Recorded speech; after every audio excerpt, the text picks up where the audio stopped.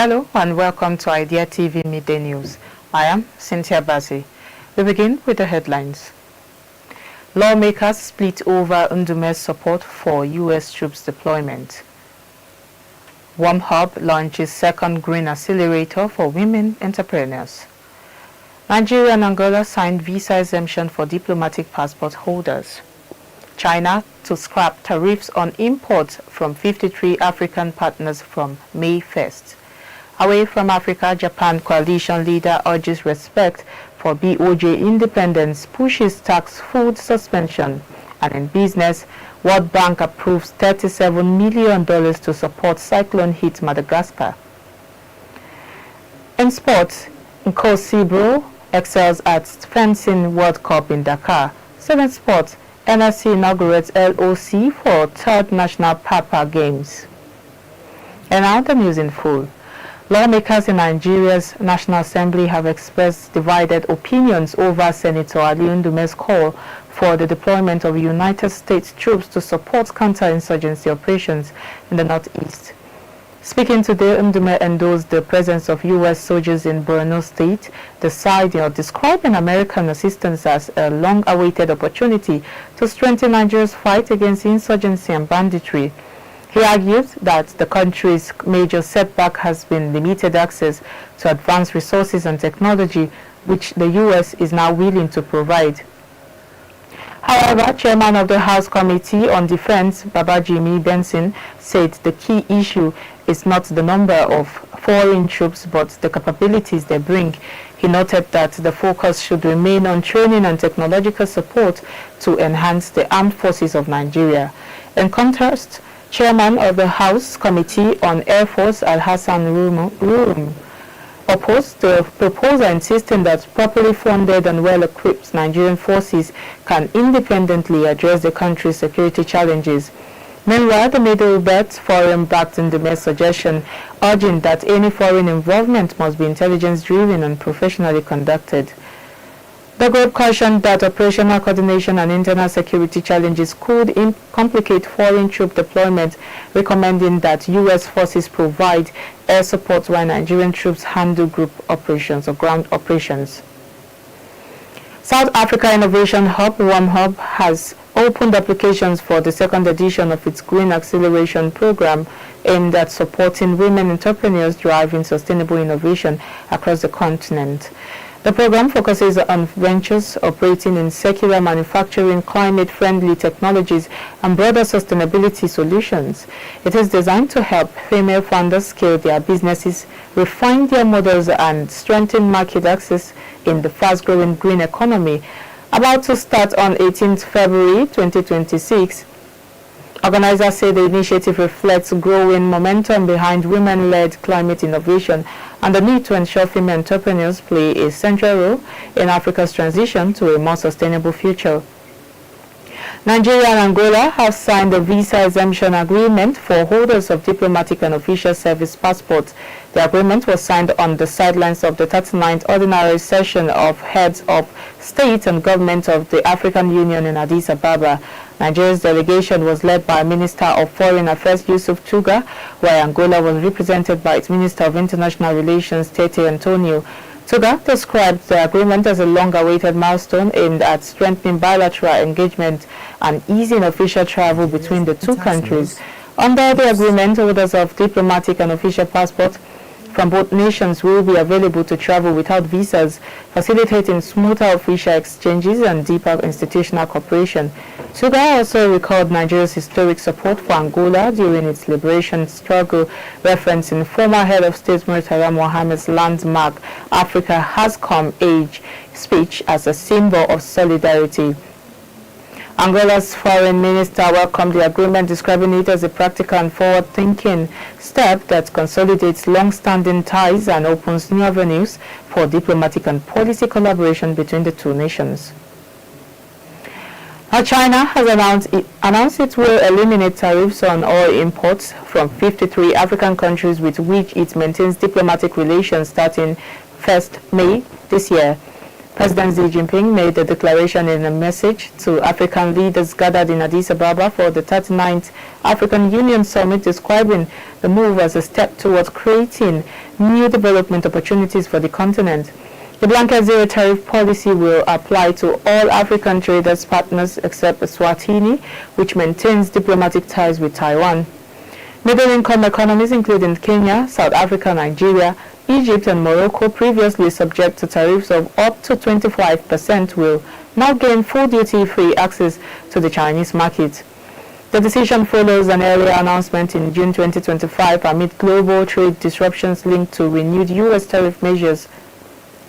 Analysts say while the zero tariff initiative may ease market access, its overall impact could be limited unless African countries diversify exports beyond raw materials. A recent report by Afrexim Bank recommends stronger regional value chains, improved logistics infrastructure and expanded trade finance tools to help African countries or economies fully benefit from the new arrangement. Now we'll take a quick break. The news continues when we return.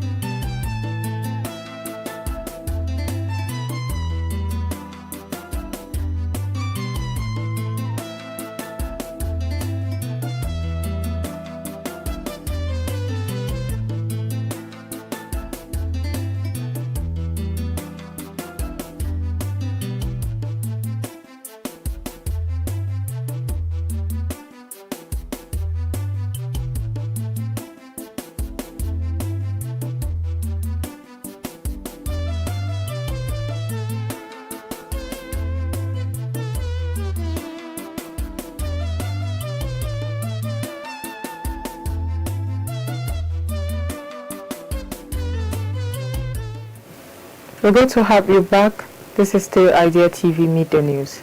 Now the rest of the stories. Away from Africa, Hirofumi Yoshimura, head of Japan Innovation Party and junior partner in the ruling coalition, has called on the government to avoid interfering in the Bank of Japan's BOJ monetary policy, saying rate hike decisions should be left to the central bank. Yoshimura emphasized the need to strengthen the economy to withstand potential impacts from future interest rate increases. He also urged the government to implement a 2-year suspension of the 8% food sales tax as soon as possible and suggested using foreign exchange reserves to fund the initiative. His remarks follow Prime Minister Senator Takachi's pledge to roll out the tax suspension during fiscal 2026 to ease the cost of living burden on households. Markets remain attentive to the BOJ's next move amid a weekend with the dollar trading at 152.66 yen in early Asian trading. And in business news, the World Bank has approved $37 million in emergency funding to assist communities affected by Cyclone-HIT and Gizani in Madagascar. The support will initially target 40,000 households through social cash transfers, cash for work programs, nutritional supplements, and the restoration of essential services such as water and electricity. The funding comes after 2 powerful cyclones struck the country within 3 weeks, leaving widespread devastation. According to the World Food Programme, Cyclone-HIT triggered heavy rains and flooding, while Cyclone Gizani brought destructive winds of up to 250 kilometers per hour. The port city of Tamatave was among the hardest hit, with authorities estimating that about 80% of the city sustained damage. As of February 13, officials confirmed 38 deaths of 374 injuries, with more than 260,000 people affected nationwide and around 400,000 in urgent need of assistance. The government has declared a national state of emergency and appealed for international support as recovery efforts begin. Finally, in sports news, Nigeria's teenage fencing star Inkosi Brou finished sixth in the men's sabre event at the FEB Fencing World Cup in Dakar, earning 14 world ranking points ahead of the African Junior Championships. The 18-year-old Nigeria's first international fencing medalist received a bye into the round of 16, defeated Egypt's Hamza Abu Hawa 15-10 and fell to Mexico's Nathan Monguia 15-10 in the quarterfinals. Brou now enters the African Junior Championships in Dakar as the top seed, leading Nigeria's team alongside Mahater Ndongesit, Sarah Ndongesit and Adebodurin Thomas. National coach Ibrahim Alogba praised his composure and leadership, expressing confidence in the team's medal prospects. Brou's achievements continue to raise Nigeria's profile in international fencing, building momentum for strong performances at the continental level. So in sports news, the National Sports Commission NSC has inaugurated a 13-member local organizing committee LOC for the 3rd National Para Games scheduled for March 26 to April 3rd, 2026 at Moshood Abiola National Stadium, Abuja. Mrs. Telkla Opara will chair the committee with Mrs. Hawa Shaibu as secretary. The LOC is tasked with ensuring a world-class inclusive competition following international best practices. The National Para Games, organized annually by the NSC in partnership with the Nigeria Paralympic Committee, aim to promote sports for persons with disabilities, encourage national unity and identify talents for international competitions. The 2026 edition will feature 14 para sports, including amputee football, para-athletics, para-powerlifting, wheelchair basketball, and para-swimming. Previous editions saw participation from all 36 states, with Bayelsa State winning the overall title in both 2022 and the second edition. Now that's all we have for you on Idea TV Midday News, but before we go, here's a recap of the headlines. We brought to you news that lawmakers split over NDUME'S support for U.S. troops deployment. WOMHUB launches second green accelerator for women entrepreneurs.